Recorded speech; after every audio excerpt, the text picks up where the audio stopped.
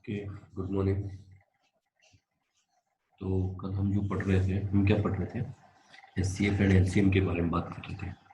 ठीक है, तो कल हमने काफ़ी चीज़ें देखी थी, वो उससे रिलेटेड हम आगे कुछ चीज़ें और देखते हैं। ठीक है, LCM of A decimal number, LCM of A decimal number, LCM of A decimal number हमें निकालना है। अगर आपको कहीं पर डेसिमल नंबर दे रखा हो तो उसका एलसीएम कैसे निकालते हैं? सबसे पहले जैसे एग्जाम्पल से समझते सीधा। ठीक है, एलसीएम ऑफ डेसिमल नंबर दे दिया आपको, जैसे 0.4, 6.4 एंड दे दिया 0.16। तो आप कैसे निकाल सकते हो उसका एलसीएम? सबसे पहले हमने काउंट किया कि डेसिमल के बाद कितनी डिजिट्स आपको दिखाई दे रही है।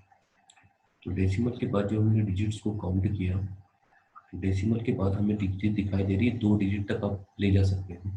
तो इसको हम थोड़ा सा इस टाइप से लिखे 0.4, तो यहाँ पर 40 किया और डिवाइड में 100 कर दिया। पीछे इसके भी एक 64 कर दिया इसको और डिवाइड में 100 कर दिया, और ये हो जाएगा 16 डिवाइड बाय 100। ठीक है, तो यहाँ से किया क्या कि हमने काउंट की डिजिट की डेसिमल के बाद कितनी डिजिट्स आपको दिखाई दे रही है।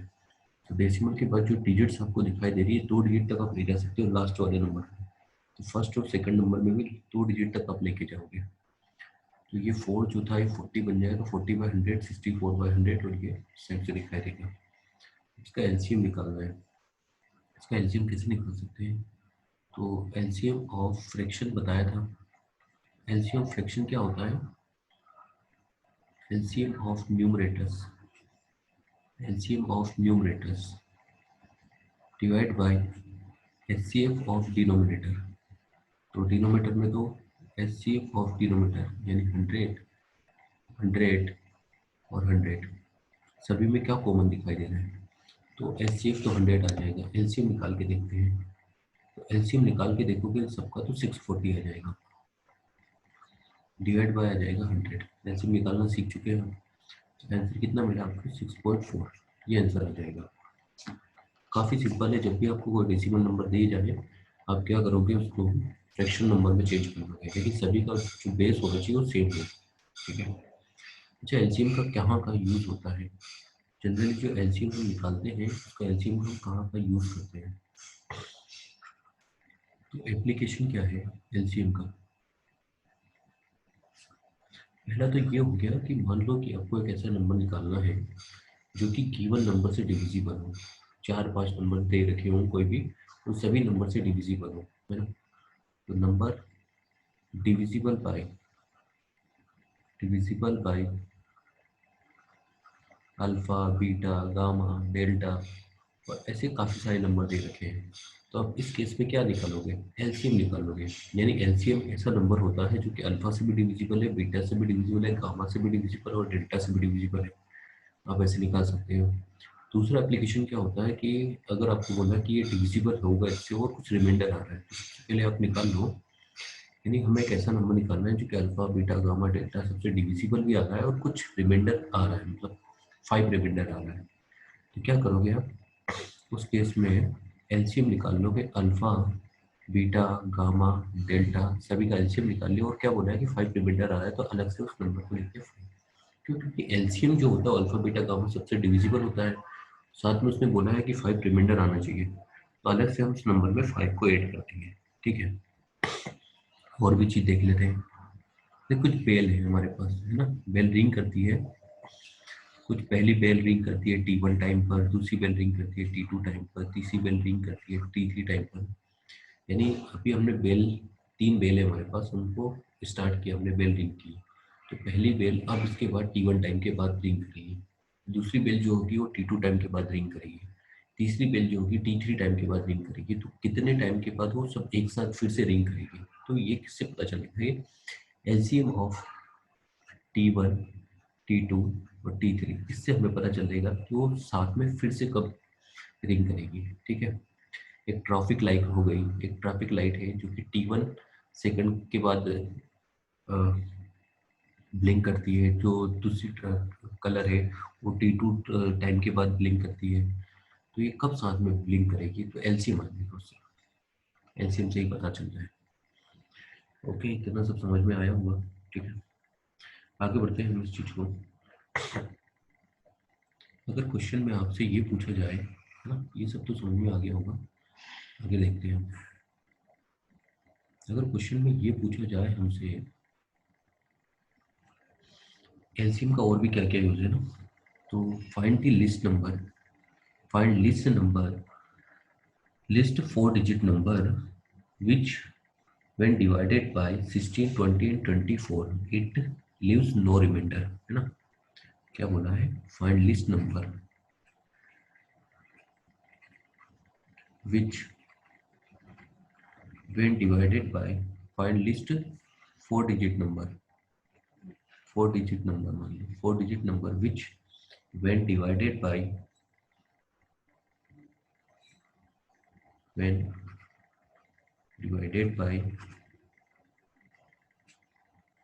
16, 20, 24 gives no remainder, ना, it leaves no remainder,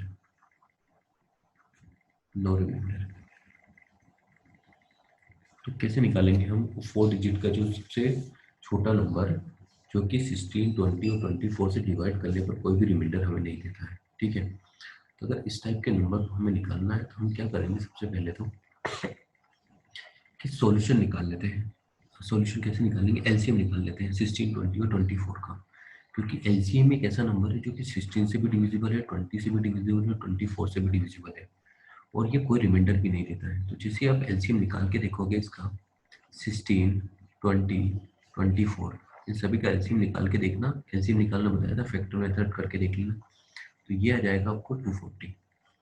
तो इन सभी का एलसीएम जो हमने निकाल के देखा तो हमें मिला 240। तो 240 एक ऐसा नंबर है जो कि 16 से भी डिविजिबल है, 20 से भी डिविजिबल है, 24 से भी डिविजिबल है। तो 240 के जितने भी फैक्टर होंगे वो सब किससे डिविजिबल हो जाएंगे? इन सभी नंबर से डिविजिबल हो जाएंगे। जैसे 240 का मल्टीपल जो भी होंगे, 240, 480, ये सारे नंबर किससे डिविजिबल होंगे? 16 से डिविजिबल होंगे, 20 से डिविजिबल होंगे, 24 से डिविजिबल होंगे। अब हमें देखना है 4 डिजिट का नंबर। तो एक काम करते हैं कि 4 डिजिट का सबसे छोटा नंबर कितना होगा? 240 से 1000 को डिवाइड कर दिया, क्योंकि 1000 ही सबसे छोटा नंबर होता है 4 डिजिट का। तो 4 टाइम्स जाएगा, ये 4 टाइम्स आ जाएगा 960। रिमाइंडर कितना मिला आपको? 40। तो यहाँ से हमें को मिला 40 रिमाइंडर। मान लो अगर 1000 में 40 नहीं होता, 960 होता, तो 960 तो कम्प्लीटली डिविजिबल है 240 से। लेकिन ये प्रॉब्लम क्या है, 3 डिजिट का नंबर है, तो हमें 4 डिजिट का नंबर चाहिए। तो 4 digit list number, 4 digit list number,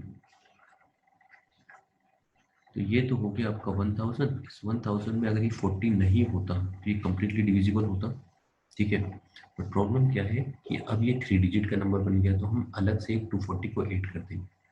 अलग से 240 को ऐड कर दिया, तो अब ये जो नंबर बनेगा, ये नंबर किससे डिविजिबल होगा? ये नंबर 240 से कम्प्लीटली डिविजिबल हो जाएगा, तो ये आ जाएगा 1200। अब ये 1200 तो आगे ये 4 डिजिट का सबसे छोटा नंबर होगा, क्योंकि 240 से डिविजिबल है। अगर ये 240 से डिविजिबल होगा तो 16 से भी डिविजिबल होगा, 20 से भी डिविजिबल होगा, 24 से भी डिविजिबल होगा, ठीक है। और अगर इसी में बोल दिया जाता आगे कि वो डिविजिबल तो होगा, मतलब इसको ऐसा छोटा सा नंबर बताना है जो कि 16, 20, 24 से डिविजिबल तो होगा, बट ये 9 रिमाइंडर देता है। तो हम क्या करेंगे उस केस में, अगर मान लो 9 रिमाइंडर देता है, उस केस में हम एलसीएम तो निकाल लेंगे सभी का, और उसमें ऐड कर देंगे 9, क्योंकि एलसीएम जो होता है वो कम्प्लीटली डिविजिबल होता है, और बाद में उसमें 9 ऐड किया तो 9 रिमाइंडर मिलेगा आपको, ठीक है ना। एलसीएम हमेशा डिविजिबल होता है, 240 से तो हमेशा डिविजिबल होगा, लास्ट में 9 मिलेगा। तो 240 से डिविजिबल है तो 9, 16 से भी डिविजिबल है, 20 से भी डिविजिबल है, और 24 से भी डिविजिबल है। तो यहाँ पर बोला था पहले वाले में कि लीव्स नो रिमाइंडर, पहले में कोई भी रिमाइंडर नहीं आना चाहिए। बट अगर कोई रिमाइंडर आता है, मान लो 9 रिमाइंडर आ रहा है, हम क्या करेंगे उस केस में, 9 को अलग से ऐड कर देंगे। ओके, आई थिंक समझ में आया होगा, आगे बढ़ते हैं, ठीक है। कुछ क्वेश्चन और देखते हैं जिनसे समझते हैं क्वेश्चन को। Least number which when divided by 4, 6, 8, 12 and 16 leaves a remainder of 3 in each case है। तो हमें लिस्ट नंबर निकालना है। Least number which when divided by 4, 6, 8, 12, 4, 6, 8, 12, 16 leaves a remainder 3 in each case है ना। अगर हर बार वो 3 ही रिमाइंडर दे रहा है तो हम क्या कैसे सोच सकते हैं इसको, ठीक है। यानी सबसे छोटा सा ऐसा नंबर बताना है कि जिसको 4 से 6 से 8 से 12 से 16 से डिवाइड करके देखा हमने तो रिमाइंडर 3 दे रहा हो सभी केस में। मान लो रिमाइंडर 3 नहीं आता, अगर वो 4, 6, 8, 12, 16 से कम्प्लीटली डिविजिबल होता तो हम कैसे निकालते हैं उसको। तो हम उसको निकाल सकते थे कैसे, एलसीएम निकाल लेते हैं हम उसको। तो नंबर जो भी आएगा वो एलसीएम होगा किसका, 4, 6, 8, 12 और 16, इसका एलसीएम निकाल लो और इसमें डिवाइड कर दिया 3। जो भी कोई नंबर होगा वो क्या करेगा, इन सबसे डिविजिबल होगा एलसीएम से। +3 करने से क्या फायदा हुआ कि उसमें रिमाइंडर आपको हर बार 3 मिल जाएगी। निकाल के देख लेते हैं 4, 6, 8, 12 इन सब का एलसीएम कितना होता है। तो 4, 6, 8, 12 और 16। तो यहाँ 2 से डिवाइड किया सबसे छोटे नंबर से, 2 2 जा, 2 3 जा, 2 4 जा, 2 6 जा, 2 8 जा। अगेन 2 से डिवाइड किया, 2 1 जा 3, 2 जा 3 और 4। अगेन 2 से डिवाइड किया, 1 3 1 3 2। अगेन 2 से डिवाइड किया और उसके बाद 1 3 1 3 1 और 3 से डिवाइड कर दिया। 3 से डिवाइड करोगे तो 1 1 1 1 और ये बन गया।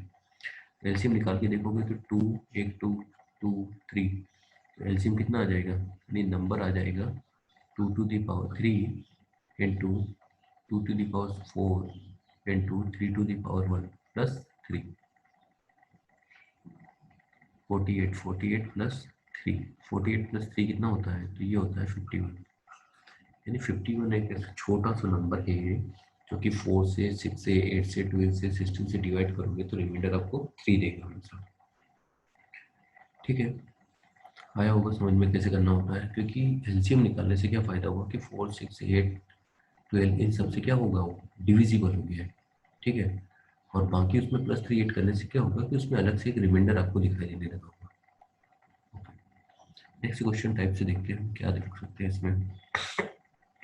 List number which when divided by 4, 6, 8, 12, 16 leaves a remainder 3 in each case, but when divided by 5 leaves no remainder। यानी क्वेश्चन में यही है, तो ऐसा बोला है कि इन सबसे डिवाइड करने पर 3 रिमाइंडर आ रहा है ना। बट इसी क्वेश्चन को आगे बढ़ाते हैं। But when divided bye, but when divided bye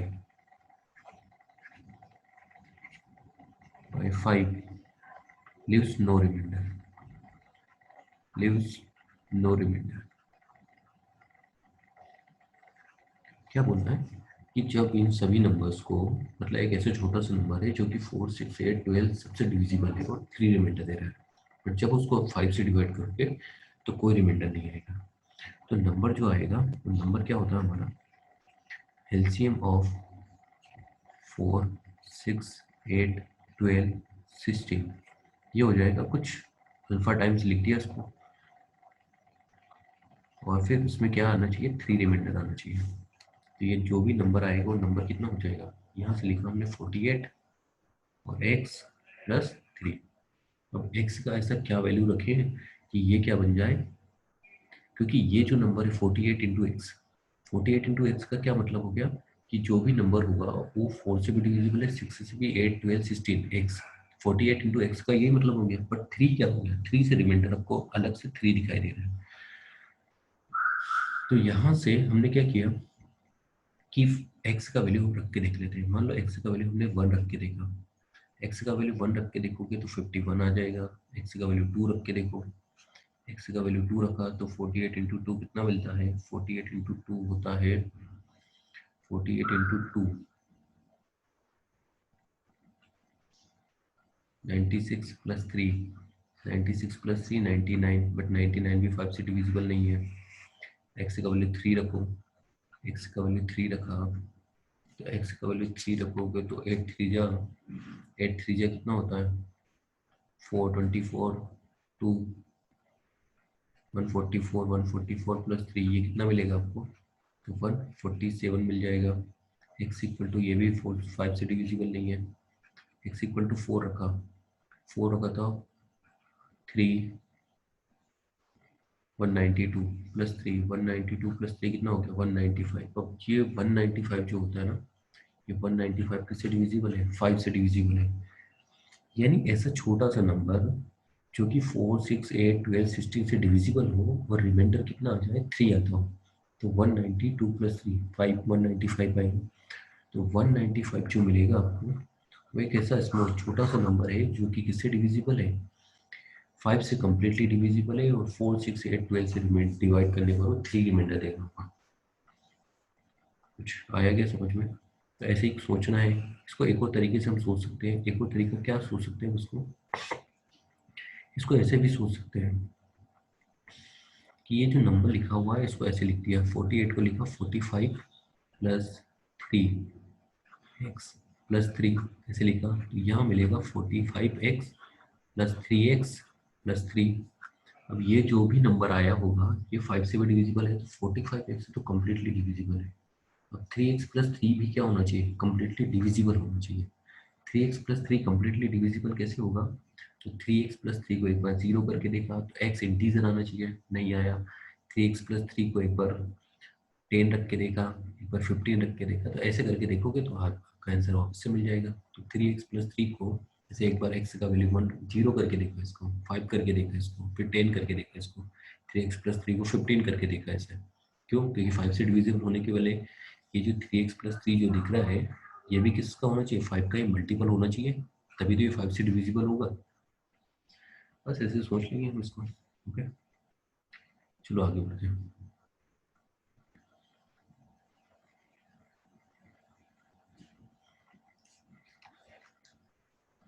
okay,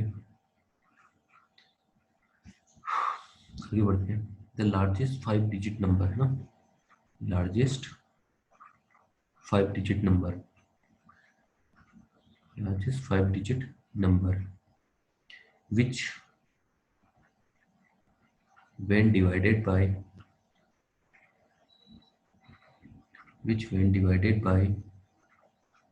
16 24 30 or 36 leaves the same remainder, leaves the same remainder 3, leaves the same remainder 7, ऐसा दे रखा हूँ। ठीक है, हमें क्या बोला है कि हमें सबसे छोटा 5 डिजिट नंबर निकालना, सॉरी लार्जेस्ट 5 डिजिट नंबर निकालना है। अब लार्जेस्ट 5 डिजिट नंबर जो भी होगा वो किससे डिविजिबल होना चाहिए, डिवाइडेड बाय 16 24 30 36 से अगर आप डिवाइड करोगे उसको तो आपको 7 रिमाइंडर आ जाए। ठीक है, तो 5 डिजिट सबसे बड़ा नंबर कंप्लीटली डिविजिबल कैसे हो सकता है, सबसे पहले तो ये देखो। तो पहले एलसीएम निकाल लेते हैं। अगर कोई भी नंबर 16 से 24 से 30 से 36 से डिविजिबल होगा तो उसके एलसीएम से तो कंप्लीटली डिविजिबल होगा, यानी कभी कोई एलसीएम से डिविजिबल होता है तो इन नंबर से भी डिविजिबल होगा। तो एलसीएम निकाल लेते हैं हम उसका सबसे पहले। तो ये निकाल के देखा हमने 16 24 30 और 36, इसका एलसीएम 2 से डिवाइड किया 8 12 15 और ये हो जाएगा 18। अगेन 2 से डिवाइड किया इसको, 2 4 जा 2 6 जा 15 और ये 9। अगेन 2 से डिवाइड किया इसको तो 2 3 15 और 9। अगेन 2 से डिवाइड किया इसको 1 3 15 और 9। 3 से डिवाइड किया इसको 1 1 3। अगेन 3 से डिवाइड किया इसको 1 3 5 और 1। 5 से डिवाइड किया इसको तो ये दिखाई देगा। तो यहाँ से जब एलसीएम ढूंढोगे इन सभी नंबर्स का तो एलसीएम कितना आ जाएगा, एलसीएम ऑफ 16 24 30 एंड 36, इन सभी नंबर का एलसीएम कितना मिलेगा आपको तो 2 1 2 2 3 4 है ना, तो 2 power 4 into 3 power 2 into 5 power 1। तो यहाँ से जब एलसीएम हमने ढूंढा तो हमें मिल जाएगा 720। 720 तो इसका एलसीएम आ गया, यानी 720 एक ऐसा नंबर है जो कि 16 से 24 30 36 से कम्प्लीटली डिविजिबल है, ठीक है। लेकिन 720 जो है 5 डिजिट का नंबर तो नहीं है, तो हमें सबसे बड़ा 5 डिजिट का नंबर ढूंढना है। हम क्या करेंगे, सबसे बड़े 5 डिजिट के नंबर को, यानी 720 को सबसे बड़ा 5 डिजिट का नंबर क्या होता है, यही होता है 999। इसे डिवाइड करके देखा, डिवाइड कर लेना तो ये आंसर आ जाएगा 639 रिमाइंडर। रिमाइंडर कितना आ जाएगा 639, यानी जैसे आप 720 से डिवाइड करके देखोगे 639 रिमाइंडर होगा। तो अगर मान लो 639 रिमाइंडर नहीं होता, 639 रिमाइंडर नहीं होता तो ये क्या होगा, कंप्लीटली डिविजिबल होता। तो ये नंबर क्या बनेगा, तो ऐसे सोचो, नंबर हमने क्या किया 1 2 3 4 5, ये जो 555 लिखे हैं इसमें से 639 को माइनस कर दिया। अब जो भी नंबर आया होगा वो 720 से तो कम्प्लीटली डिविजिबल होगा। लेकिन उसने बोला है कि जब भी ये तो ऐसा नंबर आया कि ये 720 से डिविजिबल आया, अगर ये नंबर 720 से डिविजिबल है तो 16 24 30 36 से भी डिविजिबल होगा। लेकिन उसने बोला है कि हमें रिमाइंडर 7 मिलना चाहिए। रिमाइंडर 7 कैसे मिल सकता है, तो यहाँ पर +7 भी अलग से कर दिया, ठीक है, +7 अलग से कर दोगे तो आंसर आ जाएगा। करके देखो, 9 - 9 0, 9 - 3 6, 9 - 6 3, और ये 9 9 प्लस मिला आपको 7। आंसर कितना मिल गया, 9 9 3 6 7, ये आंसर आ जाएगा। यानी एक ऐसा नंबर है जिसको क्या किया हमने 16 24 30 36 से डिवाइड किया, तो ये आपको क्या देगा, 720 एक ऐसा नंबर है जो सबसे डिविजिबल है। 5 डिजिट का नंबर चाहिए तो 720 का ही मल्टीपल होना चाहिए। तो हमने देखा कि 999 5 टाइम्स 9 जो होगा उसको डिवाइड करके देखा, 639 रिमाइंडर आ, मान लो 639 को हमने हटा दिया तो ये 720 से डिविजिबल है। अगर कोई भी नंबर 720 से डिविजिबल है तो उन सभी से भी डिविजिबल है। उसने बोला रिमाइंडर 7 आना चाहिए, तो रिमाइंडर 7 कैसे आ सकता है उस केस में, अलग से 7 को ऐड कर दिया, ठीक है। यही क्वेश्चन होता हो, और इस क्वेश्चन में थोड़ा सा चेंज कर देते हैं। क्या चेंज कर देते हैं थोड़ा सा,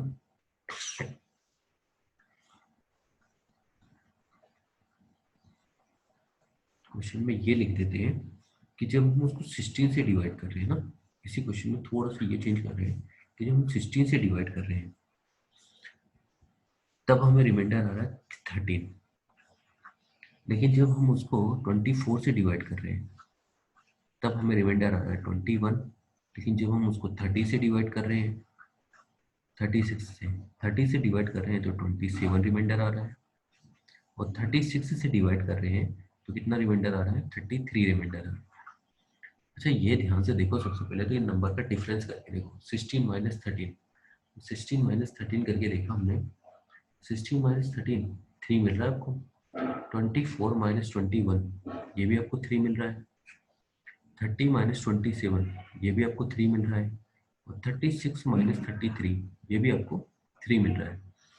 यानी सभी का रिमाइंडर जो आ रहा है एक्चुअल में डिवाइजर और रिमाइंडर, डिवाइजर और रिमाइंडर में डिफरेंस कितने का आ रहा है, 3। मान लो अगर 16 से डिवाइड कर रहे हो रिमाइंडर 3 आ रहा है, मान लो 3 से 13 ना आके 16 ही आता, मतलब 3 कम पड़ गया ना। ऐसे सोचो, एक नंबर है उसको 16 से डिवाइड किया और आपका रिमाइंडर आ गया 13। अब 13 आने का क्या मतलब है कि उस नंबर में अगर 3 ज्यादा होता, 3 नंबर और होता तो डेफिनेटली वो 16 से कम्प्लीटली डिविजिबल होता, ठीक है।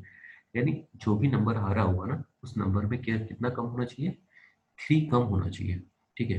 अगर मान लो इसी नंबर को 24 से डिवाइड किया हमने, 24 से डिवाइड किया हमने इस नंबर को, और फिर से रिमाइंडर आपको आ गया 21, यानी नंबर में कम कितना पड़ गया आपको, जो नंबर होगा वो 24 से कम्प्लीटली डिविजिबल हो जाता है अगर उसमें 23 नंबर और ऐड होता है, यानी नंबर +3 अगर आप कर देते हैं तो 24 से कम्प्लीटली डिविजिबल हो जाता है, यानी एक 3 की कमी दिखाई दे रही है। तो हम क्या करेंगे उस क्वेश्चन में कि जो भी हमारा आंसर आया होगा, अब हमें ऐसे दे रखा है कि रिमाइंडर 7 नहीं आ रहा है ना, हमें ये दे रखा है कि मान लो 16 से डिवाइड करें तो 13 रिमाइंडर आ रहा है ये, तो नंबर कैसे निकालोगे आप, उस नंबर को ऐसे निकाल सकते हैं। उस नंबर को निकालेंगे तो पहले तो हमें हमें पता है 639 या 5 डिजिट का नंबर हमें निकालना है, तो हमें नंबर तो हम निकाल चुके थे 99360। ये जो होता है 5 डिजिट का ऐसा नंबर है जो कि 16, 24, 30, 36 से कम्प्लीटली डिविजिबल है। ठीक है, अब इस नंबर में हमने क्या किया, 3 को माइनस कर दिया। जैसे हमने 3 को माइनस किया 99357, ये आपको दिखाई दे रहा है।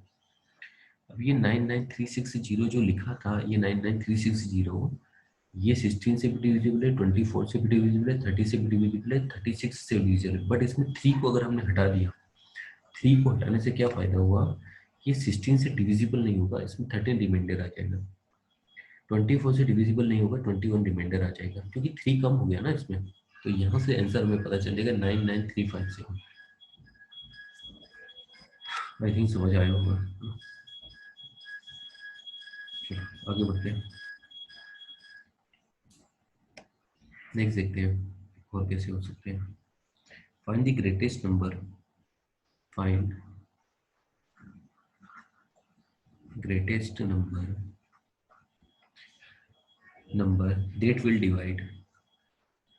that will divide 1305, 4665, 6905, leaving the same remainder, leaving the same remainder, leaving the same remainder in each case। क्या बोला है कि एक ऐसा नंबर हमें ढूंढना है जो कि 1305 को भी डिवाइड करता हो, 4665 को भी डिवाइड करे हो, 6905 को भी डिवाइड करे, तो सभी केस में वो सेम ही रिमाइंडर दे रहा है। तो हमने ऐसा मान लिया 1305 जो लिखा हुआ है उसको ऐसे बोल दिया, कुछ a प्लस बी टाइप से बोल दिया, है ना। मान लो ये रिमाइंडर आ रहा है, उसमें कुछ ही नंबर से हम डिवाइड करें तो रिमाइंडर b ही आएगा, ऐसा मान लिया। अगर 4665 लिखा है, 4665, तो ये भी हमने कुछ c मान लिया, और इसमें भी बोला है कि रिमाइंडर b ही आएगा, और ये भी, इसको भी ऐसे लिख दिया 6905, ये लिखा d, और इसमें भी बोल दिया कि रिमाइंडर b ही आ रहा है। ठीक है, और सभी केस में रिमाइंडर b ही आ रहा है, तो अगर मैं इसमें से इसको माइनस करता हूँ, ठीक है, यानी 4665 में से अगर मैंने 1305 को माइनस कर दिया तो आपको कितना मिलेगा, c माइनस ए।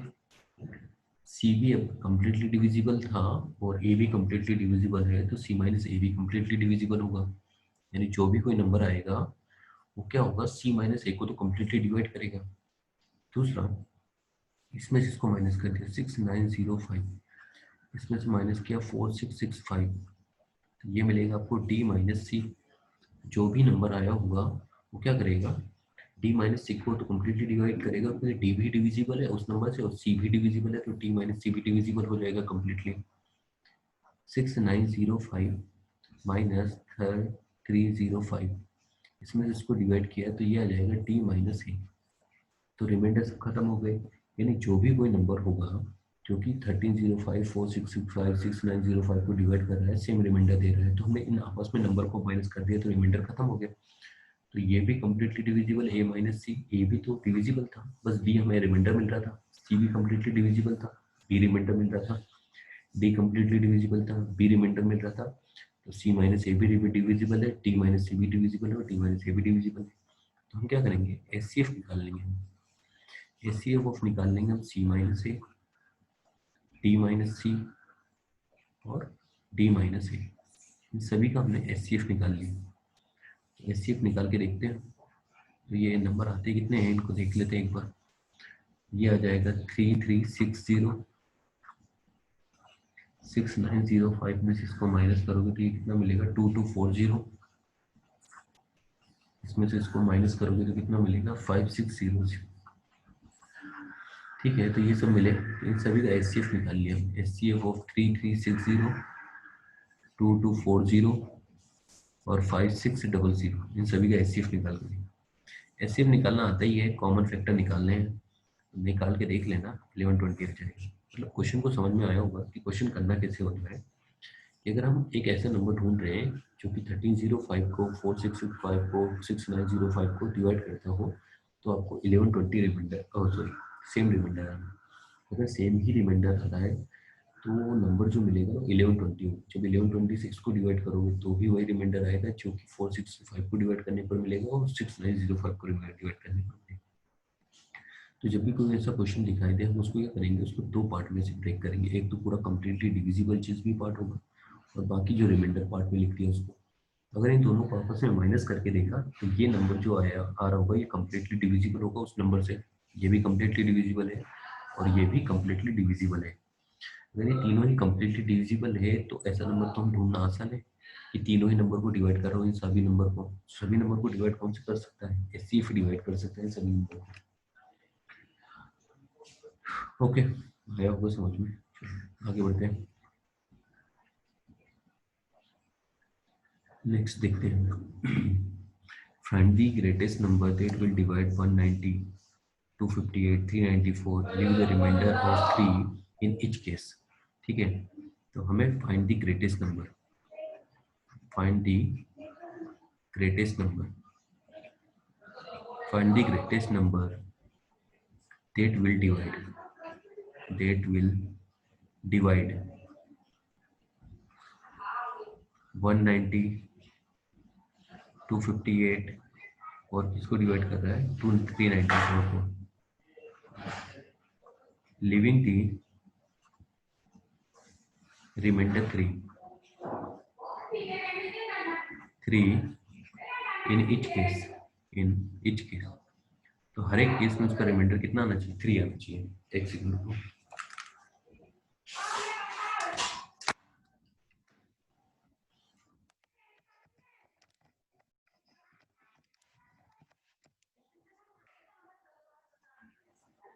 तो ऐसे ऐसे क्वेश्चन को कैसे डील कर सकते हैं। अब हमें पता है कि वो नंबर 190 को भी डिवाइड कर देता अगर 3 रिमाइंडर नहीं होता, मतलब 190 में 3 ज़्यादा दिख रहा है ना आपको, वो नंबर 258 को भी डिवाइड कर देता। बट उसमें अगर प्रॉब्लम क्या है, 3 नहीं आता। 394 को भी डिवाइड कर देता अगर उसमें 3 नहीं दिखता। तो हम क्या कर लेते हैं, 3 को सभी में से हटा देते हैं। क्या करते थे हम, 3 को हटा देते हैं, यानी 190 में से भी 3 को हटा दिया तो 190 में से 3 को हटा दिया यानी हमको दिखाई दे 187।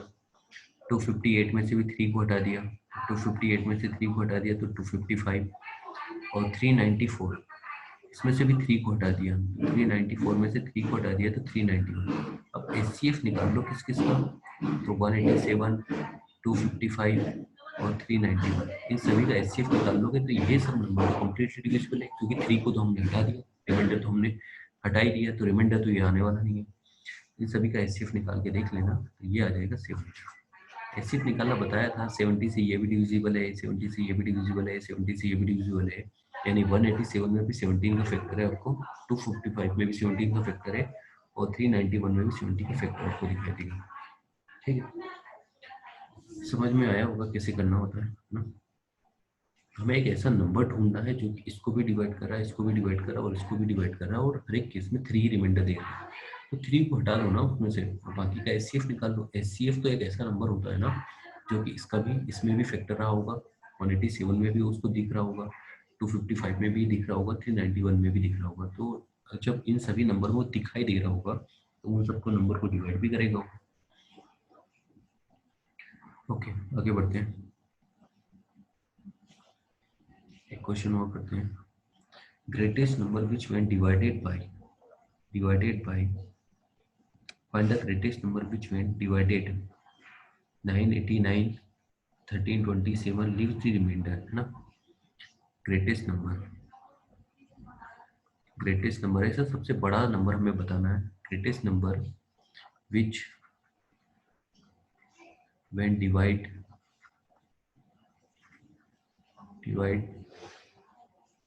989, 1327 leave the remainder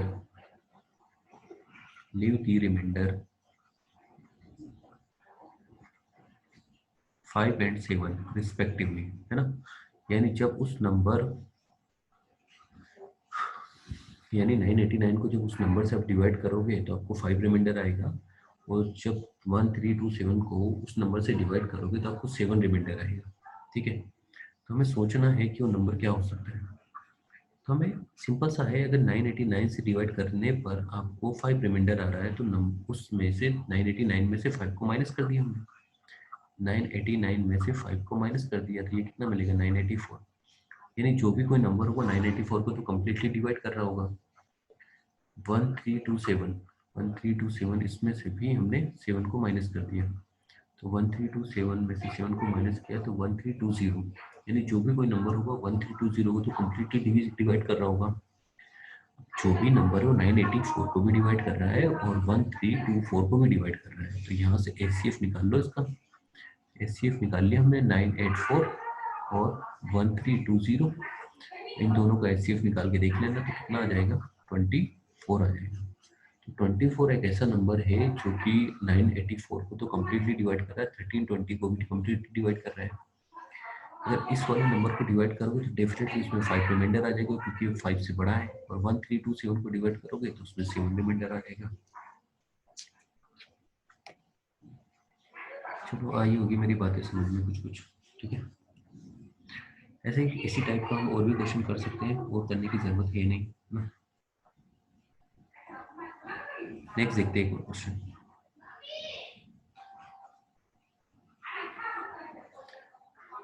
find the list number, है ना। Find the list number, find the list number. अरे वैसे भी कुछ चीजें तो ऐसे भी देख के समझ में आती है। ग्रेटेस्ट नंबर यानी HCF की बात कर रहे हो, लिस्ट नंबर यानी LCM की बात कर रहे हो। कुछ ना कुछ ऐसा क्वेश्चन में LCM वगैरह आएगा। Find the list number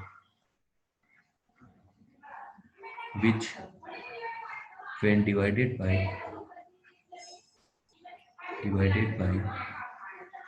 27, 35, 45 and 49, leave the remainder 6. Leave the remainder 6. Remainder 6 in each case.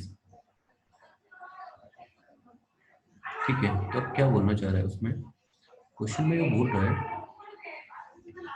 कि जब भी एक ऐसा नंबर आपको देखना है जिसको अगर 27 से डिवाइड कर रहे हो, 35 से डिवाइड कर रहे हो, 45 से डिवाइड कर रहे हो, 49 से डिवाइड कर रहे हो, ठीक है, तो हर बार वो रिमाइंडर 6 दे रहा है। एक काम करते हैं कि अगर रिमाइंडर 6 दे रहा है यानी एक ऐसा नंबर हमें ढूंढना है इसको जिसको 27 से डिवाइड कर रहे हो, 35 से डिवाइड कर रहे हो, 45 से डिवाइड कर रहे हो, 49 से डिवाइड कर रहे हो, तो रिमाइंडर 6 देगा। तो एलसीएम जो होता है, एलसीएम ऑफ 27, 35, 45 और 49, एलसीएम जो भी होगा वो 27 से भी डिविजिबल होता है, 35 से भी डिविजिबल है, 49 से भी और 45 से भी डिविजिबल है, सभी से डिविजिबल है। और जो भी नंबर आएगा उसमें 6 रिमाइंडर आना चाहिए, यानी एलसीएम तो होगा वो नंबर प्लस 6 और लिख दो उसमें। इससे क्या हो जाएगा, वो नंबर क्या हो जाएगा कि इन सबसे डिविजिबल होने के बाद प्लस 6 लिखने से क्या फायदा है कि 6 रिमाइंडर आने लग जाएगा। ठीक है, इन सभी का एलसीएम निकाल के देखते हैं। एलसीएम निकाल लेते हैं, अगर नंबर पता हो तो। एलसीएम कैसे निकालते हैं, ये एलसीएम निकालना बता रहा हूँ, बाकी क्वेश्चन तो समझ में आया होगा कैसे करते हैं। 27, 35, 45 और 49, 3 से डिवाइड किया, 3 9 जा, और ये 35 तो 3 से डिविजिबल नहीं होगा, 3 से इसको डिवाइड किया, 3 से 49 भी डिविजिबल नहीं होगा, अगेन 3 से डिवाइड किया, 3 3 जा 35, 5 और ये आ गया 49। अब किससे डिवाइड किया, अगेन 3 से डिवाइड किया तो 1, 35, 5 और 49। ठीक है, अब 5 से डिवाइड किया, जैसे ही 5 से डिवाइड करोगे आप कितना मिलेगा आपको, 5 से डिवाइड किया तो 5 तो ये तो 1 ही होगा, 7 आ जाएगा, 5 होगा तो 49 ही रहेगा।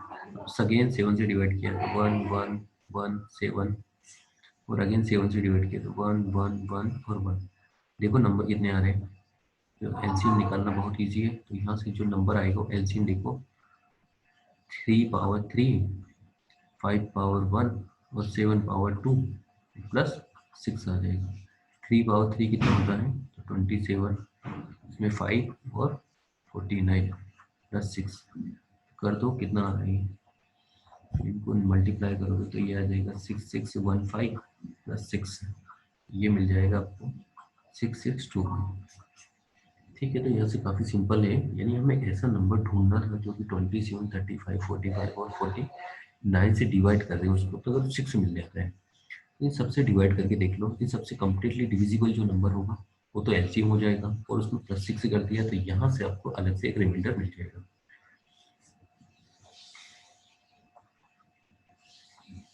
ओके, समझ में आया होगा। आगे बढ़ते हैं, एक क्वेश्चन और करते हैं।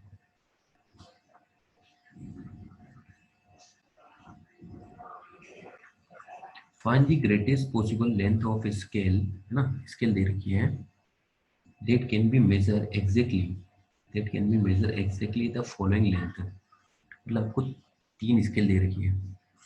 पहली स्केल ऐसी दे रखी है, फर्स्ट स्केल में आपको दे रखा है 3 मीटर, 3 मीटर की स्केल दे रखी है, 3 मीटर यानी 300 सेंटीमीटर।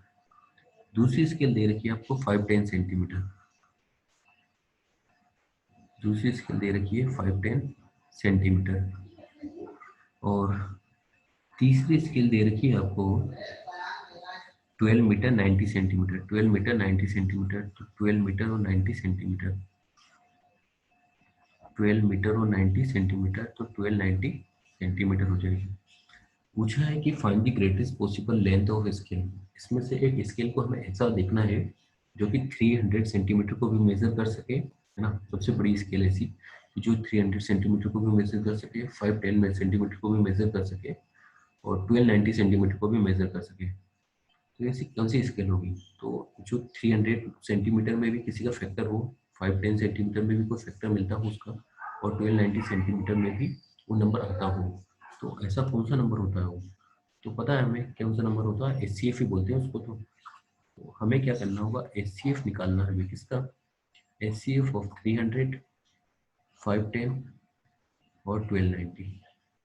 जब भी आप एचसीएफ निकाल के देखोगे तो एचसीएफ एक ऐसा नंबर आ जाएगा, मान लो ये आ गया, कोई भी नंबर आया, एचसीएफ निकाल के देखेंगे तो कैसे आ जाएगा, निकाल के देख लो। कॉमन पार्ट देखो, 300 में क्या क्या कॉमन है, 510 में और 1290 में क्या क्या कॉमन है, तो 30 सेंटीमीटर आ जाएगा। अभी किसी को कन्फ्यूजन हो रहा होगा एचसीएफ कैसे निकालते हैं, तो बता देता हूँ एक बार।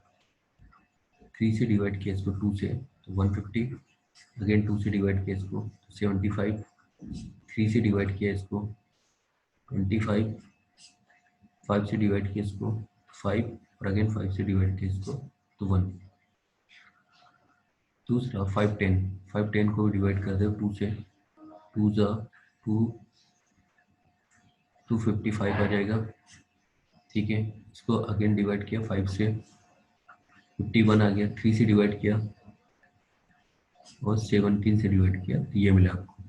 तीसरा क्या बचा है, 1290, 1290 को डिवाइड करके देख लो, 2 से डिवाइड किया 6 से, 2 4 जा 2 5 जा, 5 से डिवाइड करो उसको, या 3 से करो, 3 2 जा, 3 1 जा 15, 5 से डिवाइड करो इसको 43 आ जाएगा, ठीक है। 43 एक प्राइम नंबर है तो 43 1। तो एचसीएफ कितना हो जाएगा, एचसीएफ यानी कॉमन फैक्टर हमें देखना है। सभी में कॉमन क्या है, सभी में 2 आपको दिखाई दे रहा है तो 2 हो जाएगा, सभी में 3 भी आपको दिखाई दे रहा है तो 3 भी हो जाएगा, सभी में 5 भी दिखाई दे रहा है तो 5 भी हो जाएगा। 5 3 या 15, 15 इंटू 2 30, ये 30 सेंटीमीटर होगा। जब इनका एचसीएफ निकाला तो 30 सेंटीमीटर आ गया, यानी 30 सेंटीमीटर ऐसी ग्रेटेस्ट लेंथ है जो कि 300 को भी मेजर कर सकती है, 510 को भी मेजर कर सकती है और 1290 को भी मेजर कर सकती है।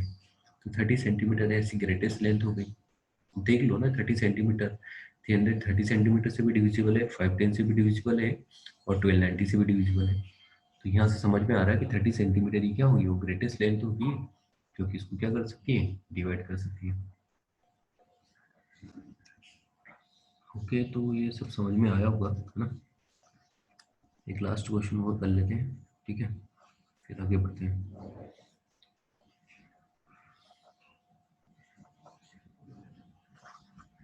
ठीक है,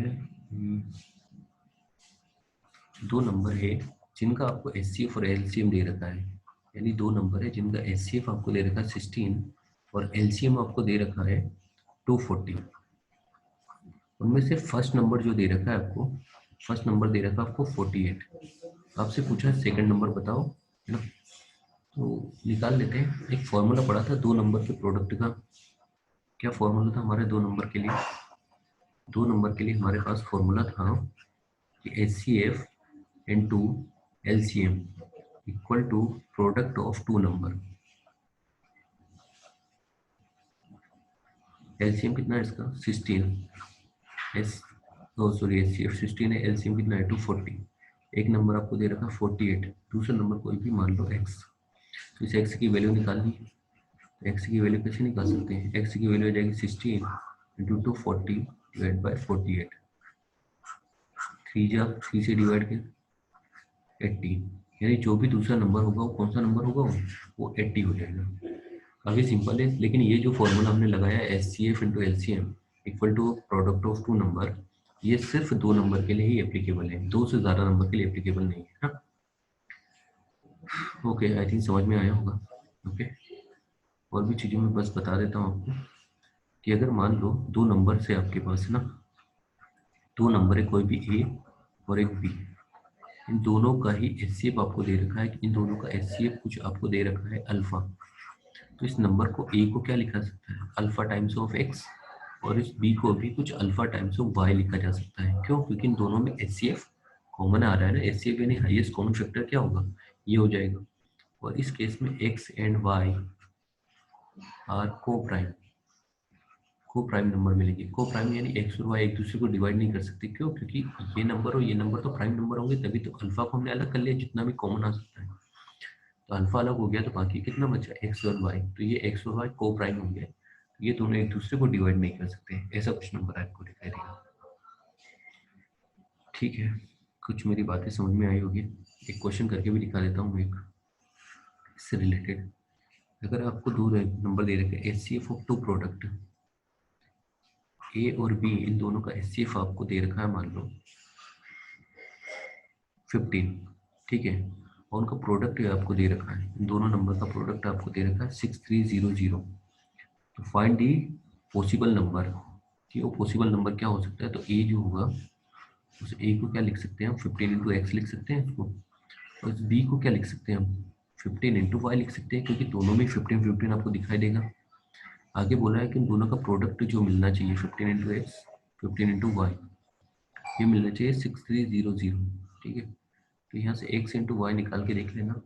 एक्स इंटू वाई आ जाएगा 28। ठीक है, अब 28 दो नंबर ऐसे सोचो जो कि को प्राइम भी हो, 28 आ जाए। तो 2 इंटू 14, तो एक आप ऐसे लिख सकते हैं 2 इंटू 14। ठीक है, 3 से डिविजिबल नहीं होता है। 4 इंटू 7 है ना, 7 इंटू 4 भी हो सकता है, लेकिन 2 इंटू 14 को प्राइम नहीं है ना, नॉट ए को प्राइम।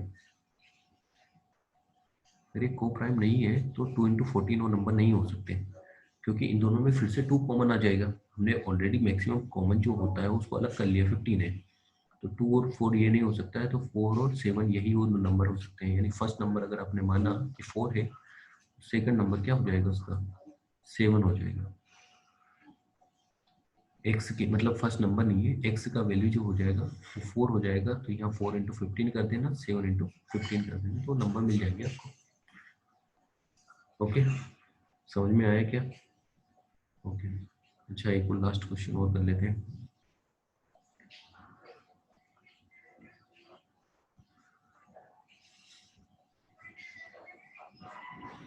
तो सम ऑफ टू नंबर है ना, दो नंबर है जिनका सम दे रखा और उनका HCF दे रखा दोनों नंबर का। दो नंबर है जिनके HCF 12 है ना, और उनका सम आपको 84 दे रखा है, तो पेयर बताना। तो हमने मान लिया 12 इंटू एक्स वो एक नंबर हो गया, दूसरा नंबर हो गया 12 इंटू वाई। इन दोनों का सम हमें 84 दे रखा है, तो एक्स प्लस वाई कितना होगा? 7 आ जाएगा। तो हमें दो ऐसे नंबर सोचने हैं जिनका HCF 12 और उनका एडिशन क्या हो जाए कि 84 हो जाए। तो एक्स और वाई का पेयर सोचो क्या क्या हो सकता है।